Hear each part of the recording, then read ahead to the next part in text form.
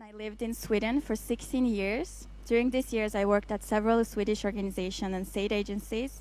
While gaining experience, I couldn't stop myself from questioning why I was so surprised to learn about organizational thinking in Sweden, which is so grounded in their mentality, institutions, and systems. Collaboration and teamwork are exactly what has built, sustained, and keeps developing Sweden and countries alike. For years, I remember how I could attend numerous events and think, oh, I could use this to improve something in Armenia. I kind of write this down. But it wasn't until the devastating war of 2020 that I decided to explore and work with the Armenian community in Sweden, by also becoming the Young Diaspora Ambassador in Sweden a year later. It's one of the programs that you can also apply to. It was during this experience that I realized that our lack of communication, cooperation, and trust is what has been holding us back from seeing development on the same level as Sweden and countries alike. With a background in political science and development science, I constantly strive to learn from everyone and find new solutions for our common problems. Today we have the privilege of hosting a diverse group of esteemed panelists, which each bringing their unique perspectives and experiences to the table. I know that we had a long day yesterday, and hopefully some of you got the chance to enjoy some beautiful music at night, but now I invite you to really listen, and not only hear what our panelists have to say. They come to highlight specific problems, solutions, and suggestions. We're here to specify and not generalize our problems, since we come from 3 continents, and thus we have very different diasporas. So first, we have Andre Vartan-Vogosyan from Australia. Please come up.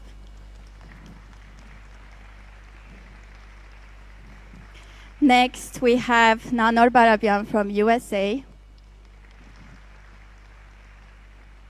Joining us next is Alexis Muradian, coming from Argentina.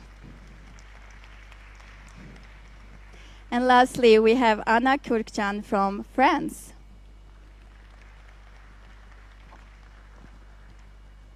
I'm just going to take my seat there.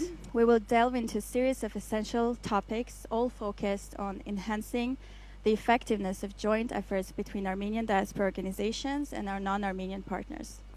So let us embark on this enlightening journey together, embracing the power of collaboration and synergy to create a brighter and more impactful future for our beloved Armenian diaspora, Armenia, and Artsakh.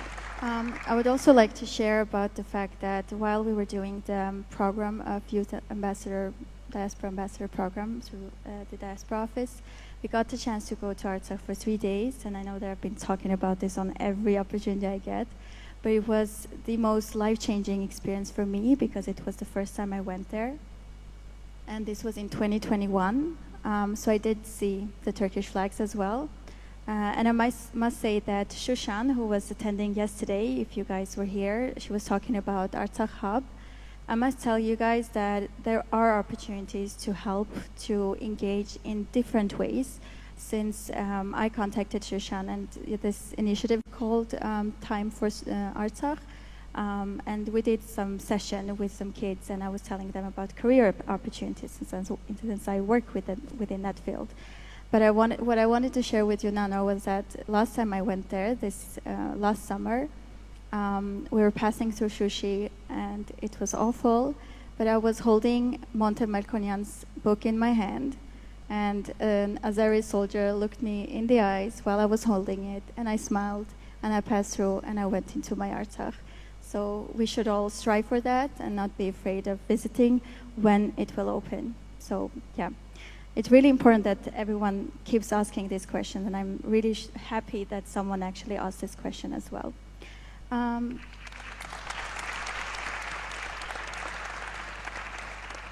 Starting with Anthony, and we were talking about the fact that you had talked to Katrin Hakopian, who is the president of an Armenian Swedish organization. So in Sweden, we actually have about 20 organizations that are gathered within a big organization. And within this association, I must say, there are very different associations doing different things. And maybe in order to cooperate with, both non-Armenian organization and also in diaspora, we should maybe start by actually cooperating within the country and creating this type of platforms that you mentioned. And we have so much to learn. And while I hear you talk about, you know, the 100-year-old history that you have in Argentina, it kind of calms me down to understand that, okay, we are a young diaspora and we have a lot to do, but we can also learn from each other. Thanks a lot. So I love how every single person here is actually talking about the ways to engage non-Armenians into our own problems and create solutions together. I often feel that, as all of you kind of said, that we expect people to help us, to engage with us, to do something for us without actually showing any interest in their culture, in their problems, and kind of being this island. And I'm guessing, you know, I always try to understand the reasoning behind the things that we do and think. And I'm guessing, you know, this is the way that we've survived through this all of these years. This is how we've become so a homogenous group. But with the times changing, I think that we have to understand that it's not about, you know, Zulvel. It's not about that we're speaking about. It's more about actually going and shaking hands with people and doing something for them, and then being able to expect something back from you. Let me say that maybe there haven't been any approaches from my organization at all. And again, the thing that you're saying, we're always expecting the diaspora office maybe to kind of guide us, and that was also something that I was doing while I was diaspora ambassador. But then after a while, you realize that they don't have all the solutions, and you can't expect them to have all the solutions or the guidelines, and they're not supposed to tell us what to do. So I'm just guessing that if we want to collaborate or if we have wanted to, then we should have done. But this is a good, you know, remark on that. Yeah. So thank you so much. I think what we're hearing is that we need more of forums like this. So anyone working at the diaspora office, please hear us. And we also need more meetings for actual organizations as well. I know that we're supposed to wrap up, but thank you so much for your comment. Your name was? Karina. Karina Deasa. Thank you. So, ladies and gentlemen, everyone, dear members of the Global Armenian community, as we near the end of this enlightening panel discussion, I'm filled with a profound sense of hope and inspiration. Today we have witnessed the power of collaboration, the strength of shared visions, and the determination of individuals and organizations dedicated to making a positive impact in our beloved Armenia, Artsakh, and its diaspora. We have learned from our panelists, each with their unique perspectives and experiences, about the importance of unity and innovation in our efforts, but also working with non-Armenians. Andre reminded us of the immense potential that lies within our communities outside of Armenia and the significance of leveraging sports as a powerful connecting point. Anna's mission was to make Armenia more recognizable in France highlights and highlighted the significance of storytelling and promotion. We must continue engaging famous Armenians, even though it's really hard, to work closely with our governments. Alexis, with his focus on mobilizing and efforts and governmental collaboration, demonstrated the potential of combining forces to create lasting change. Nanor's dedication to bringing the diaspora to Armenia's borders is an urgent call to action. We must support educational opportunities and collaborate with local communities to ensure that we not only preserve our lands in Armenia and Artsakh, but also empower them to thrive.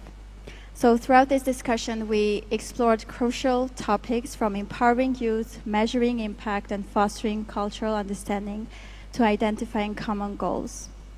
The consequences of every act are included in the act itself. I don't know if you heard about this, but this is George Orwell talking about something very crucial.